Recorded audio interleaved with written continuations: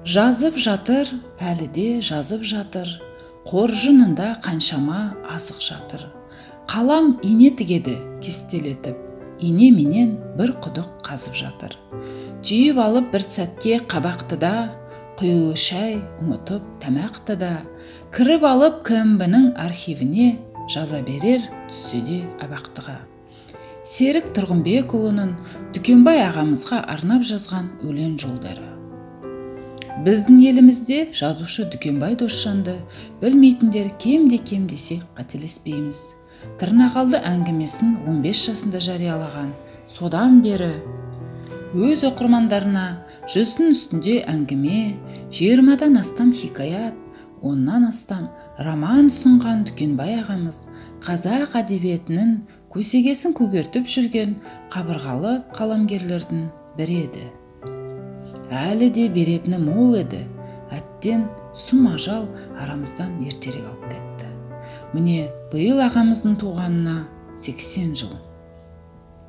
Күн сайын қаламға жүгіну мінезіне, сөзбен сурет салу кәсіби шеберлігіне айналған қаламгер көптеген тірліктерді артынан қалдырды. Дүкенбай Досжан Қызылорда облысының оңтүстік шығысында көлбей жатқан Қаратау ішінде Аққұйық өзенінің бойында Құланшы деген жерде 1942 жылы 9 қыркүйекте шаруа отбасында дүниеге келген.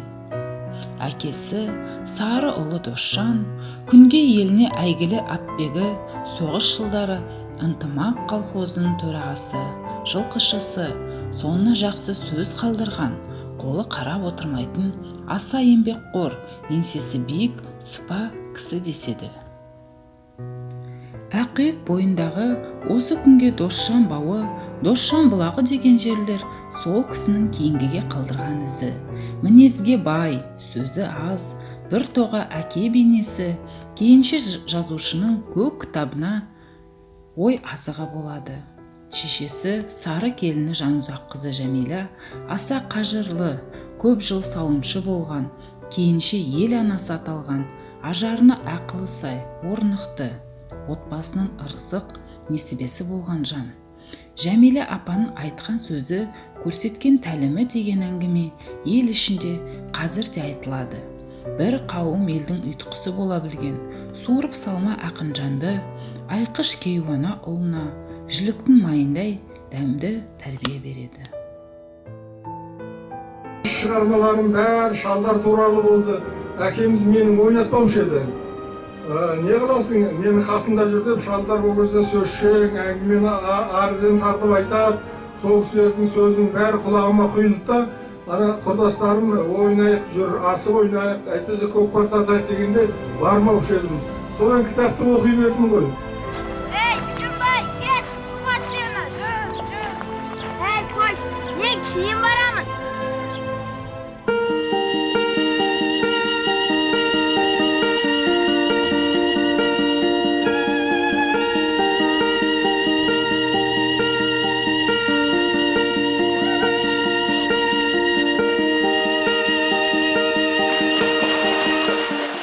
Осында күнге күйіп өстік қой. Әбден пісіп жетілген кезде, ана күнге күйгенде осыған келіп қойып кетушек. Сүңгіп осыған әйтеуір. Ол кезде суы көп болатын. Көп болушы еді. Дүкенбай Досжанның сәбилік шағы соғыс жылдарына тап келеді. Бала көбіне өз қиялын серік қып өскен. Қаратау ішінде, Тоқал тамның үстінде, шыжыған күн астында сағаттар бойына жаланбас ойға шомып отырады екен. Мектепті 1959 жылы алтын медальмен бітіреді. Әл-Фараби атындағы Қазақтың мемлекеттік ұлттық университетінің филология факультетін 1964 жылы үздік тамамдайды. Университетте Мұхтар Әуезов, Есмағамбет Исмаилов, Бейсенбай Кенжебаев, Мәулен Балақаев, Қанғали Сүйіншәлиев, Асқар Тоқпанов, Исмет Кенесбаев, Мұхамеджан Қаратаев, Зейнолла Қабдолов секілді ғұлама ағыз ағалардың дәрісін тыңдап тәлім алады. Өз сөзімен айтқанда, Сәбит Мұқанов, Ғабиден Мұстафин, Әбділда Тәжібаев ағаларының қолына су құйып батасын алған. Дүкенбай ағамыз жазуы бар жазушы болған. Жібек жолы, отырар, Фараби, зауал, дария, табалдырығына табын, жолбарыстың сүрлеуі, кісі ақысы, балалықпен тілдесу атты кітаптары жарық көрген. Әлемнің 20 тілінде жеке жинақтары шыққан. 1990 жылы 2 томдық таңдамалы жинағы, 2002-2003 жылдары 13 томдық шығармалар жинағы оқырмандар қолына тиген. Әр адамның балалық шағы жүрегінің төрінде жүреді. Жазушы Дүкенбай Досжанның 40 жыл көлемінде балалар тақырыбына жазған әңгімелері мен повестері әр жылдары жеке-жеке кітапша күйінде жарық көріп, кітапхана бұрышында жыртылып, тозып жоғалуға айналған. Бұл әңгімелер кезінде неміс, испан, ағылшын, орыс, өзбек, татар, украин, молдаван, түрік тілдеріне аударылып басылды. Бала көзімен дүниені тану, жаналық ашу, жақсылыққа, жарыққа ұмтылу, достық, сағыныш, мұң, реніш, өкпе, нала сезімдерін алғаш сезіну әңгімелерінің ортақ желісі. Америка ашқандай жарық әлемді өзінше тыңнан тану, жақсы мен жаманды ажырату сәбиге тән оқиғалармен өрілген. Дүниені бояумен көру, қайталанбас айшықта елестету. Бұл әңгіме, хикаяттар уыз дәмді, ұғынықты, баланың бал тілімен жазылған. Осындай керемет әңгімелерімен хикаяттарын қаламгердің балалықпен тілдесу атты жинағынан оқып танысуға болады. Әңгімелерді оқығанда өзіміздің балалық шағымызды еске түсіріп, тәтті сезімге бөленеміз. Жинақтан Ардақ малшының баласы атты туындысына тоқтасақ, онда біз Ардақ атты кейіпкердің мал бағуға көмектесіп, қырда жалғыз өздері жапан далада өмір сүргендерін және Ардақты жасы келгенде мектеп табалдырығын аттап, мұғалімге ассалаумағалейкум деп амандасқанын елестете аламыз.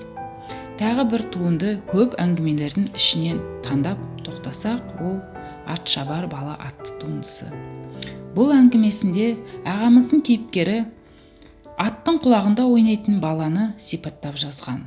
Туындыларын оқығанда жазушы өзінің балалық шағын жазған ба деген ой келеді. Өйткені туындылар жазушының басынан өткен оқиға сияқты жазылған. Ағамыздың жұбайы Сәуле Досжанованың естелігінен. Дүкен жазуға, шығармашылық тауқыметіне басын байлаған адам. Жазбаса жүре алмайтын, үнемі ой үстінде толғаныста болатын. Бір шаруаны бітірмей жатып келесі шығармасын жоспарлап қояды. Күн сайын ең болмағанда күнделік жазатын. Үйдегі мұрағаттарында 30-дай күнделігі сақтаулы. Көп жұмыс істеген кездері, әсіресе үлкен шығарма жазып жүрген уақытта біразға дейін өзге шаруаға ауыса алмай, өз-өзіне келе алмай жүретін. Шығарма жазсам ғана биіктеймін деген ой әбден санасына кіріп кеткендей. Керісінше, жазбай жүрген кезінде өз-өзінен кірпияз, түнілгіш, көңілсіз, тіршілікке қораш сезінетін өзін. Ұлы ұстазы Абайдың ойлы адамға қызық жоқ бұл жалғанда дегенін жиі айтып отыратын дейді. Дүкенбай Досжанов мемлекеттік сыйлықтың және Мұхтар Әуезов атындағы ұлттық сыйлықтың иегері. Есімі Америка құрама штатының әдебиет және өнер адамдары энциклопедиясына, ұлттық және Абай энциклопедияларына енген. Оның кітаптары әлемнің 20-дан астам тіліне аударылып, 7,7 миллион таралыммен басылған. Ол біздің еліміздегі оқырманы ең көп жазушы еді.